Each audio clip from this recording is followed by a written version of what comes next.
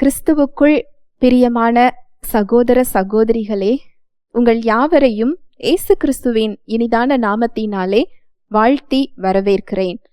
தேவனுடைய வார்த்தை சொல்லுகிறது, சத்தியத்தையும் அறிவீர்கள், சத்தியம் உங்களை விடுதலையாக்கும் என்று சொல்லுகிறது. இன்றைய சிந்தனைக்கு எடுத்துக்கொண்ட வேத வசனம் 1 யோவான் 5:4.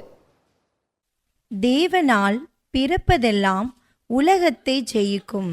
நம்முடைய விசுவாசமே உலகத்தை ஜெயிக்கிற ஜெயம். தேவனால் பிறப்பதெல்லாம் உலகத்தை என்ன செய்யுமா? ஜெயிக்குமா? உங்களோட நோய் உலகத்தில் இருக்கா இல்லையா? இருக்கு. உங்க பிரச்சனை உலகத்தோடு சேர்ந்தது தான். நீங்க எதிர்கொள்ளுகிற ஒவ்வொரு சவால்களும் உலகத்தோடு சேர்ந்தது தான்.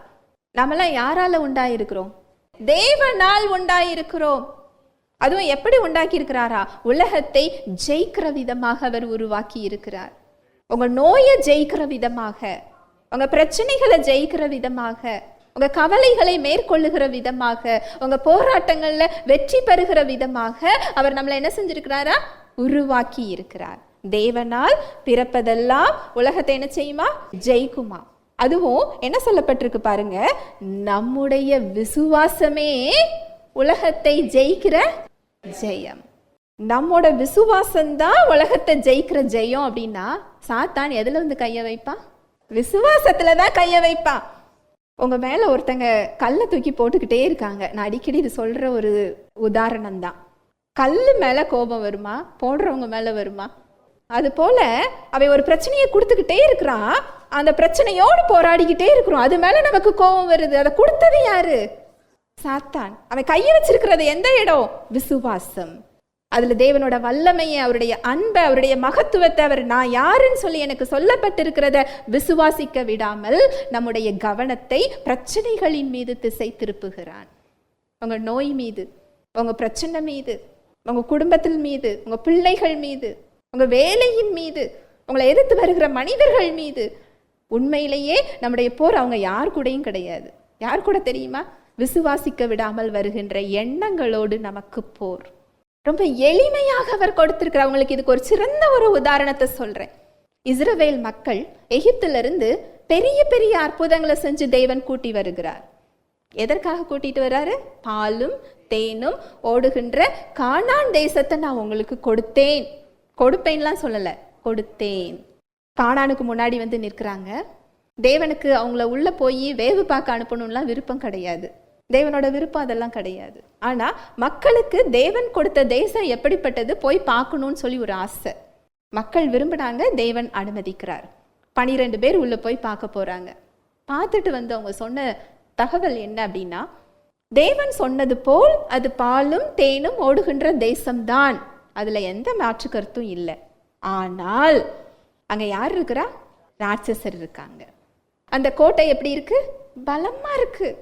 அவங்க பார்வையில எங்களை பார்க்கறதுக்கு நாங்க வெட்டுக்கிளி போல இருக்கிறோம். எங்களுக்குமே எங்களை பார்க்க எப்படிதான் இருக்கு? வெட்டுக்கிளி மாதிரி தான் இருக்கு. இப்படி சொல்லி இந்த செய்தியை பரப்புனாங்களாம். இதை கேட்ட 12 லட்சம் மக்களும் என்ன செஞ்சாங்களான்னா, அன்னைக்கு இரவு முழுவதும் அவங்க தூங்கலையாம். அழுது புலம்புனாங்களாம். மோசேட்ட போய் சண்டை போட்டாங்களாம். எங்களை இங்க வந்து கொல்றதுக்காக கூட்டிட்டு வந்தீங்க, எகிப்துல எங்களுக்கு பிரேத குழி இல்லைன்னு சொல்லி இந்த வனாந்தரத்துல எங்களை கொன்று போடுறதுக்காக கூட்டிட்டு வந்தீங்க. இது எப்போனா, தேவன் அந்த மக்களை வெளியில கூட்டிட்டு வந்த 1 வருஷத்துல நடந்தது. தேவன் என்ன சரிமா சொன்னாரு? 38 வருஷம் அவங்க அடுத்து வனாந்தரத்துல தான் அலைஞ்சு திரிஞ்சாங்க. அவங்கெல்லாம் இறந்து போன பிறகு அவங்களுடைய சந்ததிகள் தான் யோசுவா காலேபோட அந்த கானான் தேசத்துக்கு போனாங்க. இதுல எது முக்கியமான விஷயம் அப்படின்னு சொன்னா, அடுத்த 38 வருஷம் கழிச்சு மோசேக்கு அப்புறமாக யோசுவா 2 பேரை உள்ள போய் அனுப்புறாரு. அந்த 2 பேரும் ராகாபோட வீட்டுக்கு போறாங்க. ராகாபோட வீடு எங்க இருக்கும் அப்படின்னா, ஊருக்குள்ள கிடையாது. அந்த கோட்டச்சவர் மேல இருக்கிற ஒரு ஹோட்டல் ராகாபோட வீடு. ராகாபோட வீட்டுக்கு போகும்போது ராகாப் அங்க என்ன சொல்லுவாங்க தெரியுமா? வாசிக்கலாம். யோசுவா 2வது அதிகாரம் 9, 10, 11. கர்த்தர் உங்களுக்கு தேசத்தை ஒப்பு கொடுத்தார் என்றும், உங்களை பற்றி எங்களுக்கு திகில் பிடித்திருக்கிறதென்றும், உங்களை குறித்து தேசத்து குடிகள் எல்லாரும் சோர்ந்து போனார்கள் என்றும் அறிவேன். நீங்கள் எகிப்திலிருந்து புறப்பட்ட போது கர்த்தர் உங்களுக்கு முன்பாக சிவந்த சமுத்திரத்தின் தண்ணீரை வற்றி போக பண்ணினதையும் நீங்கள் யோர்தானுக்கு அப்புறத்தில் சங்காரம் பண்ணின எமோரியரின் 2 ராஜாக்களாகிய சீகோனுக்கும் ஓகுக்கும் செய்ததையும் கேள்விப்பட்டோம். கேள்விப்பட்ட போது எங்கள் இருதயம் கரைந்து போயிற்று. உங்களாலே எல்லாருடைய தைரியமும் அற்று போயிற்று. உங்கள் தேவனாகிய கர்த்தரே உயர வானத்திலும் கீழே பூமியிலும் தேவனானவர். இது இஸ்ரவேல் மக்கள் எகிப்திலிருந்து வெளியில வந்த 40வது வருஷம் நடக்குது இது. ஆனா இங்க ராகாப் என்ன சொல்றாங்க பாருங்க, கர்த்தர் உங்களுக்கு தேசத்தை ஒப்பு கொடுத்தார். இப்போ அவங்க ஒப்பு கொடுத்துட்டாராங்க? இல்லை. அங்க ராகாப் இருக்காங்க, அங்க ராட்சசர்கள் இருக்காங்க. இன்னும் இஸ்ரவேல் மக்கள் உள்ள என்ன செஞ்சுக்கல, சொந்தமாக்கி கொள்ளல.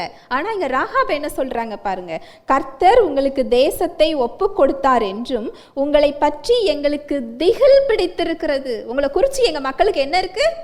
பயம் இருக்குது. ஆனா இஸ்ரவேலர்கள் என்ன நினைச்சாங்க, அவங்க ராட்சசர்களா இருக்கிறாங்கன்னு சொல்லி அவங்க ராட்சசர்களை பார்த்து பயப்படுறாங்க. ராட்சசர்களுக்கு யாரை பார்த்து பயம்? இஸ்ரவேல் மக்களை பார்த்து பயம். அதுவும் எப்படி பயம்? அந்த அழகா அவங்க சொல்றாங்க பாருங்க, உங்களை பற்றி எங்களுக்கு திகில் பிடித்திருக்கிறது என்றும் உங்களை குறித்து தேசத்து குடிகள் எல்லோரும் சோர்ந்து போனார்கள். அந்த ராட்சசர்கள் இஸ்ரவேல் மக்களை பார்த்து என்ன செஞ்சாங்களா? சோர்ந்து போயிட்டாங்களாம்.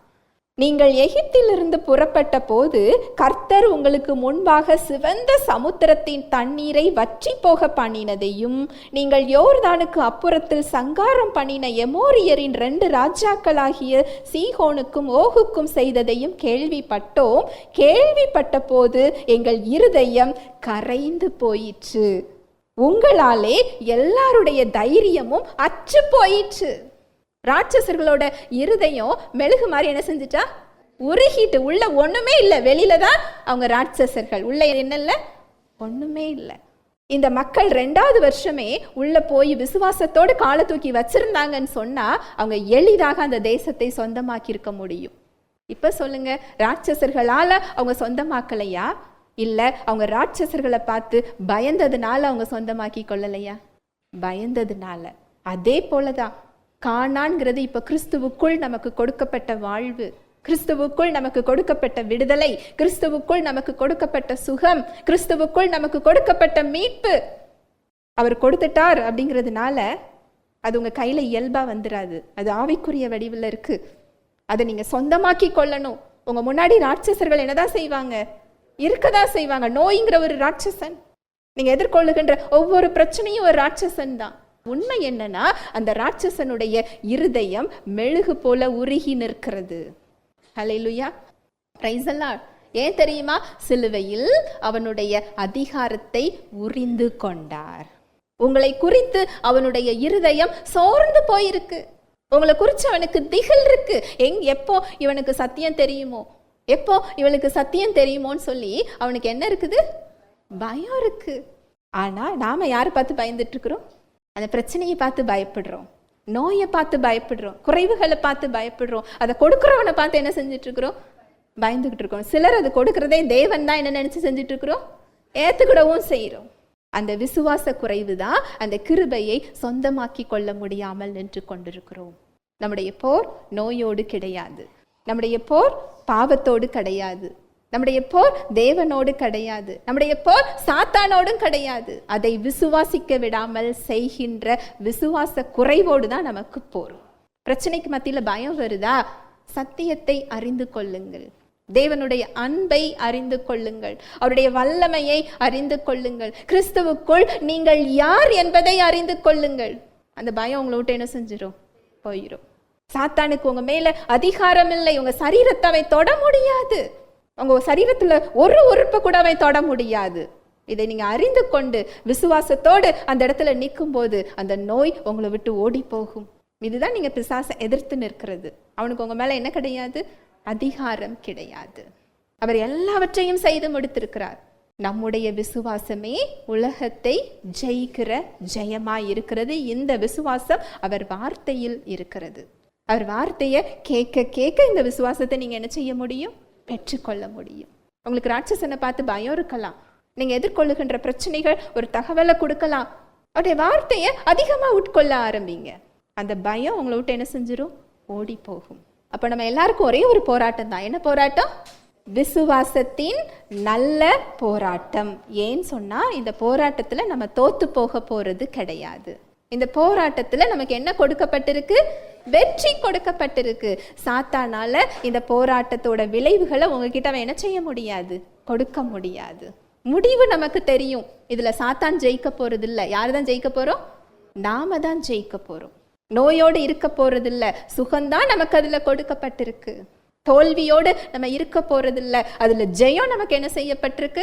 கொடுக்கப்பட்டிருக்கு. குறைவுகளோடு நம்ம இருக்க போறதில்ல, அதுல ஆசீர்வாதம், நிறைவு நமக்கு என்ன செய்யப்பட்டிருக்கு? கொடுக்கப்பட்டிருக்கு. நம்ம வாழ்க்கையில மட்டும் இல்லை, மற்றவங்களுக்கும் நம்மள ஆசீர்வாதமா அவர் என்ன செஞ்சிருக்கிறாரா? வைத்திருக்கிறார். ஹல்லேலூயா, பிரைஸ் தி லார்ட். பரிசுத்த ஆவியானவர் தாமே தேவ வார்த்தையோடு கூட உங்கள் யாவரோடும் இடைப்பட்டார் என்பதை விசுவாசிக்கிறேன். தேவ வார்த்தையில் சொல்லப்பட்ட சத்தியத்தின்படி சிந்திக்க, செயல்பட இன்று நாம் தீர்மானம் எடுப்போம். தேவனுடைய கிருபையும் சமாதானமும் உங்கள் அனைவரோடும் கூட என்றைக்கும் இருப்பதாக. ஆமேன்.